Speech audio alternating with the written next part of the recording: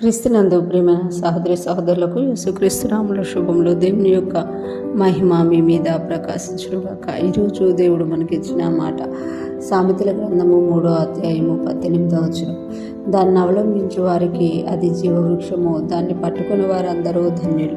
ఈ మాటలు మనం సామెతల గ్రంథంలో చూస్తున్నాము. ఈ మాటలు సొలొమోను మహారాజు తెలియజేస్తున్నట్లుగా మనకందరికీ తెలుసనమాట. ఇక్కడ చెప్తున్నారు కదా, దాన్ని అవలంబించే వారికి అది జీవవృక్షం. దాని అని అంటే ఏది అనేది మనకు తెలియాలి అని అంటే మనం పై వచనాలు చదవాలన్నమాట. ఇక్కడ మనం చూసుకుంటే 13వ వచనంలో చూస్తాం కదా, జ్ఞానమును సంపాదించువాడు ధన్యుడు, వివేచన కలిగిన నరుడు ధన్యుడు. జ్ఞానము గురించి ఇక్కడ చెప్పబడుతుందన్నమాట. ఆ 13వ వచనం నుండి 18వ వచనం వరకు జ్ఞానం వలన కలుగు లాభాలని సొలొమోను మహారాజు గారు తెలియజేసినట్లుగా మనం చూడగలమాట. అంటే జ్ఞానం ఎవరైతే సంపాదించుకుంటారో, వివేచన కలిగి ఎవరైతే ఉంటారో వారికంట జ్ఞానమును అవలంబించు వారికి అది జీవవృక్షం అంట. జ్ఞానాన్ని అవలంబించు వారికి అంటే దాన్ని అనుసరించే వారికి, దాని ప్రకారం జీవించే వారికి దేవుని వాక్యమే జ్ఞానమై ఉన్నదని మనకి తెలియచేయబడుతుంది.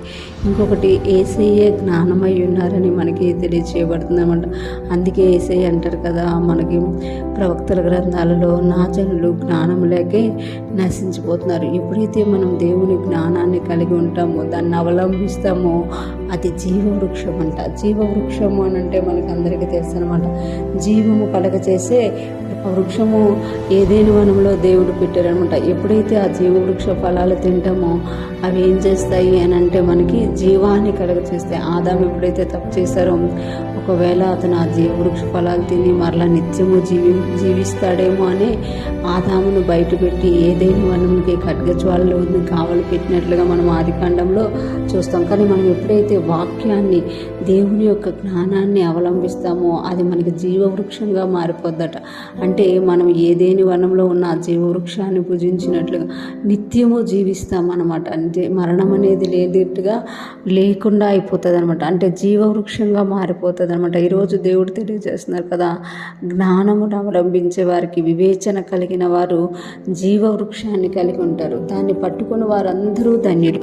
అంటే జ్ఞానమును పట్టుకొని ఉన్న వారందరూ కూడా ధన్యులు. జ్ఞానమును అవలంబిస్తే జీవవృక్షము, దాన్ని పట్టుకొని ఉంటే అంటే ఒకసారి మనం జ్ఞానం సంపాదించుకున్నాక, ఒకసారి యేసయ్యని ఎరిగాక, ఒకసారి దేవుని గురించిన జ్ఞానం మనకు కలిగిన తర్వాత దాన్ని పట్టుకొని ఉండాలి. ఎందుకు అని అంటే చాలామంది దాన్ని వదిలేస్తున్నారనమాట. కొన్నిటి కోసం వదిలేస్తున్నారు. యాషావుని చూస్తాం. ఆశీర్వాదంతో యాషావుకు దేవుడు కూడా ఇస్తే ఒక పూట కోటి కొరకు యాషావు ఆ ఆశీర్వాదాన్ని వదిలేసుకున్నాడు. చాలామందిని మనం చూస్తూ ఉంటాం బైబిల్ గ్రంథంలో. మన చుట్టూ కూడా జ్ఞానాన్ని తెలుసుకున్నారు, జ్ఞానాన్ని అవలంబించారు. జ్ఞానాన్ని పట్టుకోవాల్సిన టైంలో ఈ లోక సంబంధమైన వాటి కోసం దాన్ని వదిలేసామంట. అందుకే ఇక్కడ సొలొమోను మహారాజు అంటున్నారు కదా, దాన్ని పట్టుకొని వారందరూ ధన్యులు అనమాట. ఈరోజు ఫ్రెష్ మనం వింటున్న ప్రతి ఒక్కరూ జ్ఞాపకం చేసుకొని మనము జ్ఞానమును అవలంబించే వారిగా ఉండి జీవవృక్షము ఫలాలు తినేవారిగా ఉండాలి. అదే టైంలో దాన్ని పట్టుకొని మనము ధన్యులుగా మారాలి. అటువంటి జ్ఞానం మనందరికీ కలుగునుగాక. దేవుని వాక్యానుసారంగా జీవిస్తూ ఆయనకు మహిమకరంగాను ఈ లోకంలో అనేక మందికి ఆశీర్వాదకరంగాను మనం ముందుకు సాగిపోదుముగాక. ఆమేన్.